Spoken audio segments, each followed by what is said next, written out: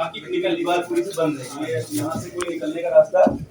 वाराणसी में गुरुवार को भेलुपुर थाना क्षेत्र के मोहल्ला अशफाक नगर में एक साड़ी फिनिशिंग के कारखाने में आग लगने से उसमें काम करने वाले 4 लोगों की जलकर मौत हो गई।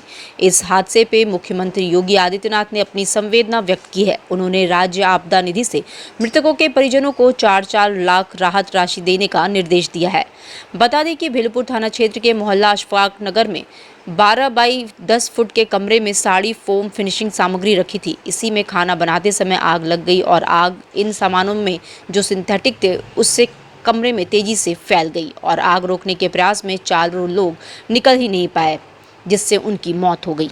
ये क्या हादसा हुआ है, इसके बारे में पूरा डिटेल। ये यहाँ वाराणसी में मदनपुरा के एक व्यक्ति थे जो अशफाक नगर में अपनी साड़ी की फिनिशिंग का काम करते थे। उन्हीं के कमरे में जहाँ वो साड़ी फिनिश और पैक करते थे, उनके कमरे में सुबह लगभग 11:15 बजे के आसपास आग लग गई और आग लगने से उनका बेटा, वो खुद और 2 लेबर जो बिहार के थे, वो चारों उसमें घिर गए। वो खाना बना रहे थे वहाँ पे, जो सब्जियाँ वगैरह और कुकिंग के यूटेंसिल बरामद हुए हैं। उससे संभवतः जो फायर ने अभी तक जांच की है, उसमें खाना बनाने की वजह से वहाँ बिजली के तारों ने आग पकड़ ली और आग पकड़ने की वजह से, क्योंकि साड़ियों का काम था, अंदर ही सिंथेटिक फोम और बाकी भी अन्य सामग्री सिंथेटिक रखी हुई थी।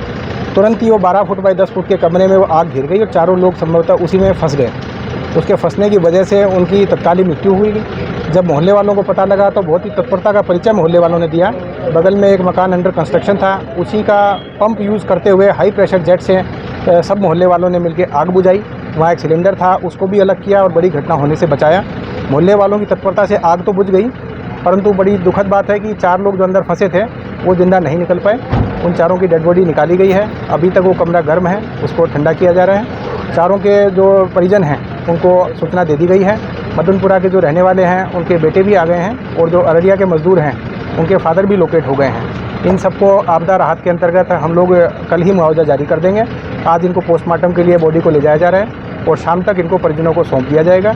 बड़ी दुखद घटना है, परंतु मोहल्ले वालों ने जिस तत्परता का परिचय दिया है, उससे एक बड़ी घटना को इन्होंने रोकने से बचा लिया। प्राथमिक जानकारी के अनुसार क्या वजह लग रही है आग लगने की? जैसा हमने भी देखा है, फायर ने भी देखा है, वहाँ पे चूल्हे पे खाना बनाने का काम चल रहा था। आलू प्याज की सब्ज़ी वहाँ बन रही थी और वो जो आग लगा, जो गैस थी, वो बिल्कुल बिजली के मोटे तारों के नीचे ही रखी हुई थी।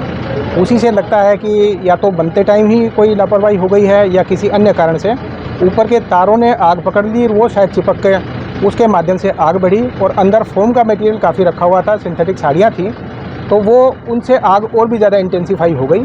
संभवतः इन लोगों ने कुछ माल को बचाने की कोशिश की हो, आग बुझाने की कोशिश की हो।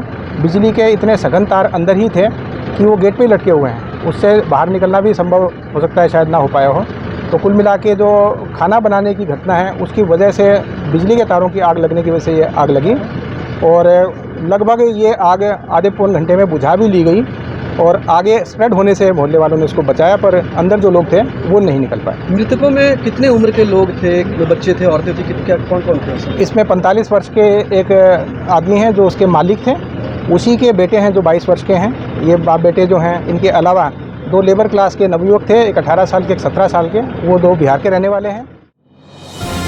डिजिटल इंडिया का digital new platform live VNS पिछले 7 वर्षों से बनारस की सेवा में। पाइए बनारस के कोने कोने की खबर निष्पक्षता के साथ। लाइव VNS से बनारस की ताज़ा तरीन खबरों के लिए प्ले स्टोर से डाउनलोड कीजिए लाइव VNS ऐप या फॉलो कीजिए लाइव VNS को सोशल मीडिया पर।